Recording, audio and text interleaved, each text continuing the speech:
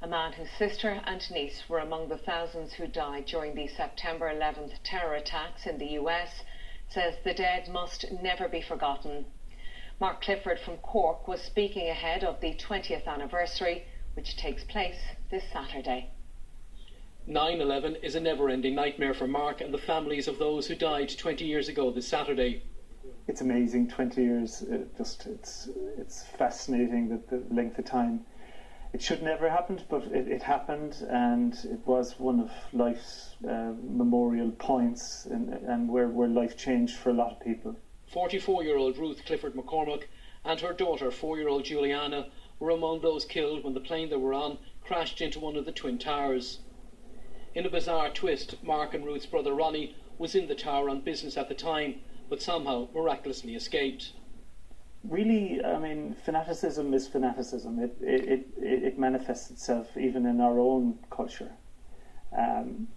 People will operate on the means or will justify the ends as to what they're capable of doing. After emigrating to the United States, Ruth became a very successful businesswoman, but never forgot Ireland was home. Ruth's husband has since died about 8 years ago, and so that whole little family unit now is lost to us. Ruth, Juliana and David.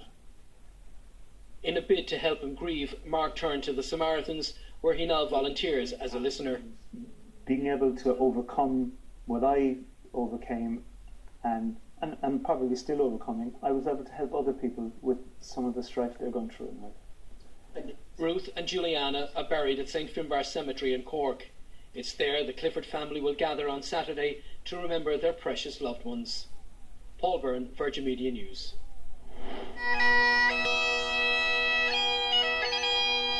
It was an event which changed the world forever. Today, a special memorial was held at the US Ambassador's residence in Dublin to mark 20 years since 9/11.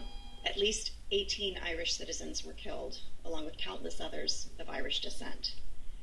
But Irish Americans also played an extra large role as heroes, as police officers, firefighters, and first responders. Almost 3,000 people died during the terror attacks when hijackers flew planes into the World Trade Center and the Pentagon. Another flight crashed into a field in Pennsylvania when passengers fought back against the hijackers. Today, tributes were also paid to the first responders, many of whom perished in the line of duty. This fire engine, just one which rushed to help as the Twin Towers came crashing down. And those men and women on that day must have known and must have had those feelings, that nerve endings, the sensations to say this is dangerous, and still went ahead.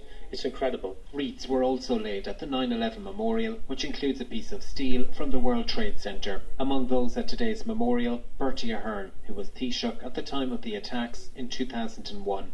The world still has terrorists. The world still has a lot of people who are hell-bent on perpetrating huge acts of terror against not armies or governments, but against ordinary citizens. This weekend, ceremonies will be held across the US and the world to remember the victims of 9/11, 20 years on. Paul Quinn, Virgin Media News. Now, come here. Mark and with John, and from his home in Connecticut this evening, Ron Clifford spoke of his anger at the failure to bring those responsible for the